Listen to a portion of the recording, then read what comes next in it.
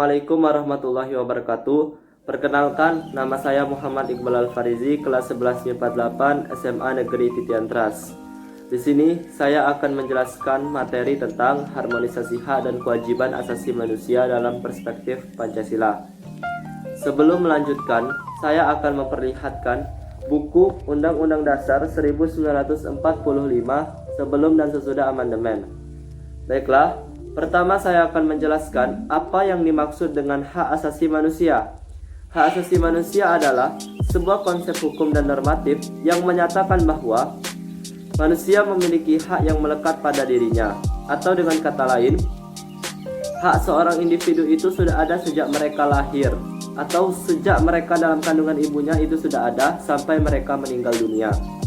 Hak asasi manusia juga berlaku dimanapun, kapanpun, dan kepada siapapun, sehingga sifatnya universal atau mencakup semuanya, atau ke semua orang.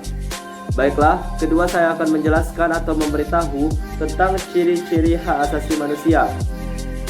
Ciri-ciri hak asasi manusia antara lain: 1. Hakiki. Hakiki artinya hak asasi manusia adalah hak asasi bagi seluruh umat manusia yang sudah ada sejak mereka dalam kandungan rahim ibunya hingga mereka lahir. 2. Universal.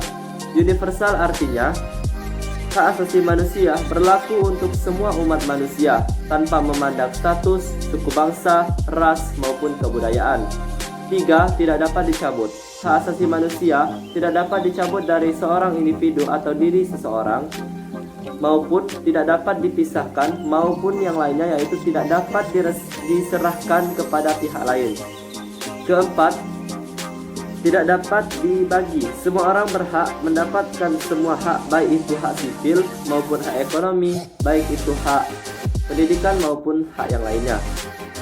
Baiklah, saya akan membacakan atau memberitahu ataupun menjelaskan tentang instrumen-instrumen hak asasi manusia. Instrumen-instrumen hak asasi manusia itu terdiri dari pasal 28A sampai pasal 28J yang semuanya membahas tentang hak asasi manusia. Di sini saya akan menjelaskan pasal 28A sampai pasal 28C saja. Pasal 28A berbunyi, setiap orang berhak untuk hidup serta berhak mempertahankan hidup dan kehidupannya. Pasal 28C ayat 1 berbunyi, setiap orang berhak membentuk keluarga dan melanjutkan keturunan melalui perkawinan yang sah. Pasal 28B ayat 2 berbunyi, setiap anak berhak atas kelangsungan hidup, tumbuh dan berkembang, serta berhak atas perlindungan dari kekerasan dan diskriminasi.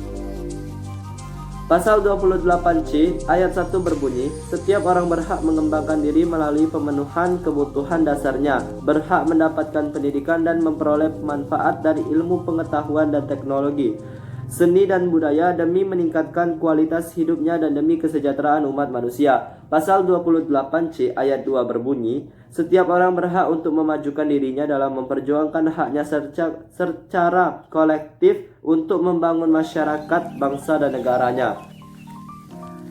Baiklah, keempat saya akan memberitahu atau menjelaskan tentang upaya pencegahan pelanggaran hak asasi manusia. 1.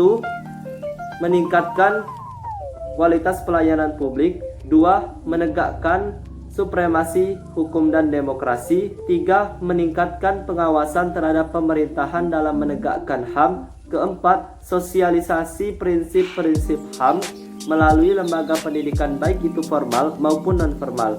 Sekian, terima kasih karena telah menonton video saya. Maafkan saya jika ada kata yang kurang kalian pahami atau kata-kata saya yang salah. Saya akhiri, wabillahi taufik wal hidayah. Wassalamualaikum warahmatullahi wabarakatuh.